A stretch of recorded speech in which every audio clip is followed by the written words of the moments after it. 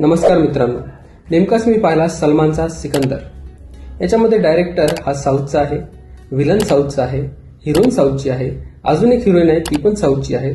Action सगळे south स्टाईलचे आहेत, dialogue साऊथचे आहेत। एकंदरीत हिरो सोडला तर सगळा पिक्चर हा साऊथचा आहे। त्यामुळे जर तुम्हाला साऊथचे पिक्चर आवडत असतील तर हा पिक्चर तुम्हाला नक्की आवडेल। पिक्चरची स्टोरी चांगली आहे पण ती कनेक्ट होत नाही, त्याच्यामुळे कोणत्याही कॅरेक्टरची डेथ झाली तरी काही वाटत नाही। सलमान खान सगळ्यांची मदत करत सुटतो तरीही त्याबद्दल काहीच वाटत नाही, कारण स्क्रिप्ट व्यवस्थित लिहिल्या गेली नाहीये।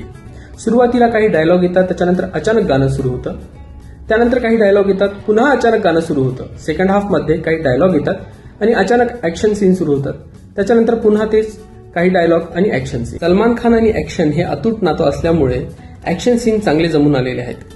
एका ऍक्शन सीन मध्ये सलमान खान दरवाजा पकडून गुंड्यांना वेलकम टू हेल म्हणतो, तो सीन उत्तम जमला। कटप्पा सारखा दमदार विलन पिक्चर मध्ये आहे, परंतु त्याचेही सीन व्यवस्थित लिहिल्या गेले नाहीत, त्याच्यामुळे त्याचं स्क्रीन प्रेझेन्स हे पण खूप कमी आहे। रश्मिका मंदानाने नेहमीसारखे चांगले प्रयत्न केलेले आहेत, परंतु नेहमीसारखंच तिला यातही काही जमले नाही। एकंदरीत जर तुम्ही सलमान खानचे फॅन असाल तर हा चित्रपट तुम्हाला नक्की आवडेल, बाकीच्यांना फार काही सांगायची गरज नाही। तसंच आमच्या चॅनलला लाईक, शेअर, सबस्क्राईब करा हे सुद्धा सांगायची गरज नाही, कारण आम्ही नेहमी घेऊन येतो दर्जेदार पिक्चर आणि पुस्तक यांचे रिव्ह्यू।